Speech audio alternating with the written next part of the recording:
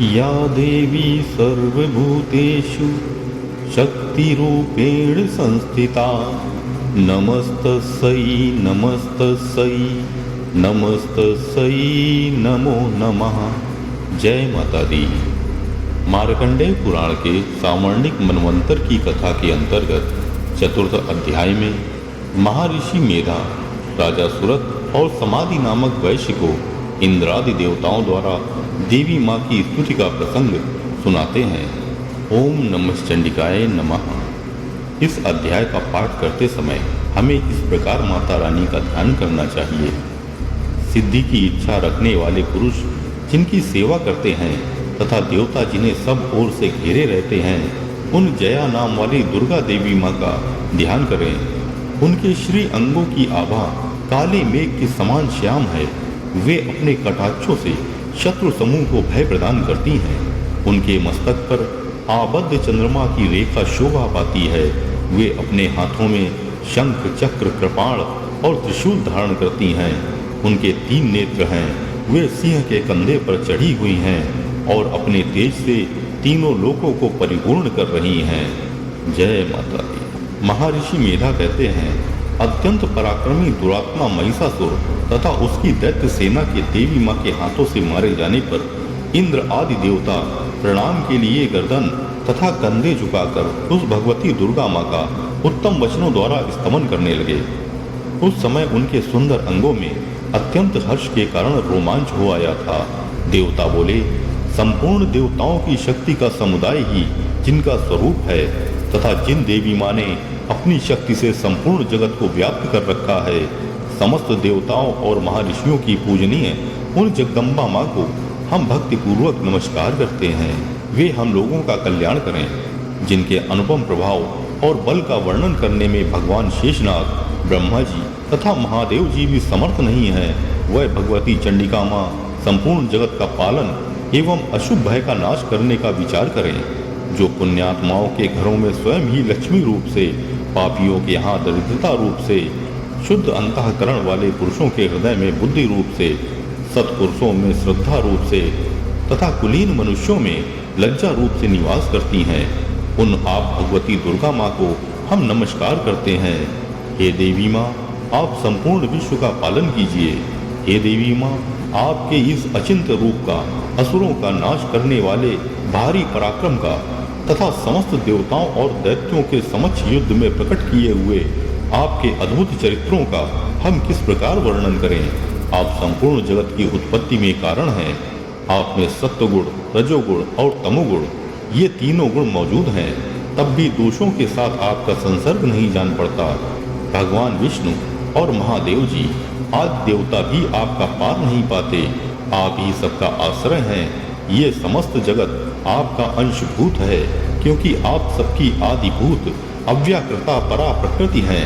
हे देवी माँ, संपूर्ण यज्ञों में जिसके उच्चारण से सब देवता तृप्ति लाभ करते हैं, वह स्वहा आप ही हैं। इसके अतिरिक्त आप पितरों को भी तृप्ति का कारण हैं। अतएव सब लोग आपको स्वधा भी कहते हैं।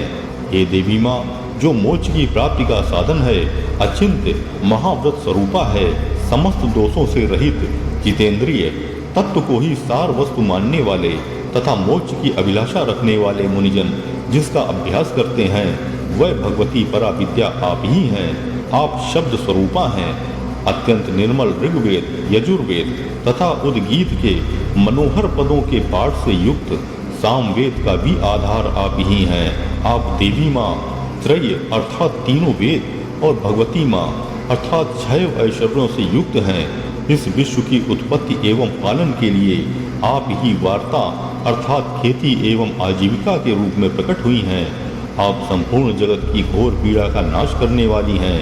हे देवी माँ, जिससे समस्त शास्त्रों के सार का ज्ञान होता है, वह मेधा शक्ति आप ही हैं। दुर्गम भव सागर से पार उतारने वाली नौका रूपी दुर्गा देवी माँ भी आप ही हैं। आपकी कहीं भी आसक्ति नहीं है। कैटभ के शत्रु भगवान विष्णु के वक्ष स्थल में एकमात्र निवास करने वाली भगवती लक्ष्मी माँ तथा भगवान चंद्रशेखर द्वारा सम्मानित गौरी माँ आप ही हैं। आपका मुख मंद मुस्कान से सुशोभित निर्मल पूर्ण चंद्रमा के बिंब का अनुकरण करने वाला और उत्तम स्वर्ण की मनोहर कांति से कामनीय है, तो भी उसे देखकर महिषासुर को क्रोध हुआ और सहसा उसने उस पर प्रहार कर दिया। यह बड़े आश्चर्य की बात है।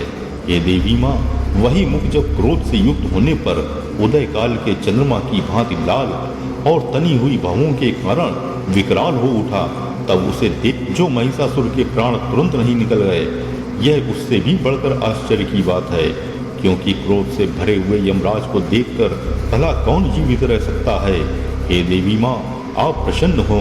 परमात्मा स्वरूपा आपके प्रसन्न होने पर जगत का अभ्युदय होता है और क्रोध में भर जाने पर आप तत्काल ही कितने कुलों का नाश कर डालती हैं। यह बात अभी अनुभव में आई है, क्योंकि महिषासुर की यह विशाल सेना क्षण भर में आपके कोप से नष्ट हो गई है। सदा अभ्युदय प्रदान करने वाली आप जिन पर प्रसन्न रहती हैं, वे ही देश में सम्मानित हैं। उन्हीं को धन और यश की प्राप्ति होती है। उन्हीं का धर्म कभी शिथिल नहीं होता तथा वही अपने हष्टपुष्ट स्त्री पुत्र और भृत्यों के साथ धन्य माने जाते हैं। हे देवी माँ, आपकी ही कृपा से पुण्यात्मा पुरुष प्रतिदिन अत्यंत श्रद्धा पूर्वक सदा सब प्रकार के धर्मानुकूल कार्य करते हैं और उसके प्रभाव से स्वर्गलोक में जाता है। इसलिए आप ही तीनों लोकों में निश्चय ही मनवांचित फल देने वाली हैं। हे माँ दुर्गे, आप स्मरण करने पर सब प्राणियों का भय हर लेती हैं और स्वस्थ पुरुषों द्वारा चिंतन करने पर उन्हें परम कल्याणमयी बुद्धि प्रदान करती हैं। दुख, दरिद्रता और भय हरने वाली देवी माँ, आपके सिवा दूसरी कौन है जिसका चित्त सबका उपकार करने के लिए सदा ही दयार्द्र रहता हो। हे देवी माँ, इन राक्षसों के मारने से संसार को सुख मिला तथा ये राक्षस चिरकाल तक नरक में रहने के लिए भले ही पाप करते रहे हों, इस समय संग्राम में मृत्यु को प्राप्त होकर स्वर्गलोक में जाएं। निश्चय ही यही विचार कर आप शत्रुओं का वध करती हैं। आप शत्रुओं पर शस्त्रों का प्रहार क्यों करती हैं? समस्त असुरों को दृष्टिपात मात्र से ही भस्म क्यों नहीं कर देती? इसमें एक रहस्य है। ये शत्रु भी हमारे शस्त्रों से पवित्र होकर उत्तम लोक में जाएं। इस प्रकार उनके प्रति भी आपका विचार अत्यंत उत्तम रहता है। खड्ग के तेज पुंज की भयंकर दीप्ति से तथा आपके त्रिशूल के अग्रभाग की घनीभूत प्रभा से चौंधिया कर जो असुरों की आंखें फूट नहीं गईं, उसमें कारण यही था कि वे मनोहर रश्मियों से युक्त चंद्रमा के समान आनंद प्रदान करने वाले आपके इस सुंदर मुख का दर्शन करते थे। हे देवी माँ, आपका शील दुराचारियों के बुरे बर्ताव को दूर करने वाला है। साथ ही यह रूप ऐसा है जो कभी चिंतन में भी नहीं आ सकता और जिसकी कभी दूसरे से तुलना भी नहीं हो सकती, तथा आपका बल और पराक्रम तो उन दैत्यों का भी नाश करने वाला है जो कभी देवताओं के पराक्रम को भी नष्ट कर चुके थे। इस प्रकार आपने शत्रुओं पर भी अपनी दया ही प्रकट की है। हे वरदायिनी देवी माँ, आपके इस पराक्रम की किसके साथ तुलना हो सकती है, तथा शत्रुओं को भय देने वाला एवं अत्यंत मनोहर ऐसा रूप भी आपके सिवा और कहाँ है? हृदय में कृपा और युद्ध में निष्ठुरता, ये दोनों बातें तीनों लोकों के भीतर केवल आप में ही दिखाई गई हैं। माता, आपने शत्रुओं का नाश करके इस समस्त त्रिलोकी की रक्षा की है। उन शत्रुओं को भी युद्ध भूमि में मारकर स्वर्गलोक में पहुंचाया है तथा उन्मत्त दैत्यों से प्राप्त होने वाले हम लोगों के भय को भी दूर कर दिया है। आपको हमारा नमस्कार है।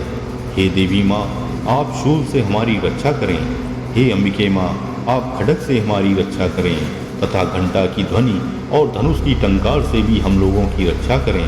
हे चंडिके माँ, पूर्व, पश्चिम और दक्षिण दिशा में आप हमारी रक्षा करें तथा ईश्वरी माँ, अपने त्रिशूल को घुमाकर आप उत्तर दिशा में भी हमारी रक्षा करें। तीनों लोकों में आपके जो परम सुंदर एवं अत्यंत भयंकर रूप विचरते रहते हैं, उनके द्वारा भी आप हमारी तथा इस भूलोक की रक्षा करें। हे अंबिके माँ, आपके कर पल्लवों में शोभा पाने वाले खड्ग, शूल और गदा आदि जो अस्त्र हों, उन सब के द्वारा आप सब ओर से हम लोगों की रक्षा करें। महर्षि कहते हैं, इस प्रकार जब देवताओं ने जगत माता दुर्गा माँ की स्तुति की और नंदन वन के दिव्य पुष्पों एवं कंद, चंदन आदि के द्वारा उनका पूजन किया, फिर सबने मिलकर जब भक्ति पूर्वक दिव्य धूपों की सुगंध निवेदन की, तब देवी माँ ने प्रसन्न वदन होकर प्रणाम करते हुए सब देवताओं से कहा। देवी माँ बोली, देवताओं, तुम सब लोग मुझसे जिस वस्तु की अभिलाषा रखते हो उसे मांगो, तब देवता बोले, भगवती माँ ने हमारी सब इच्छा पूर्ण कर दी, अब कुछ भी बाकी नहीं है, क्योंकि हमारा ये शत्रु महिषासुर मारा गया।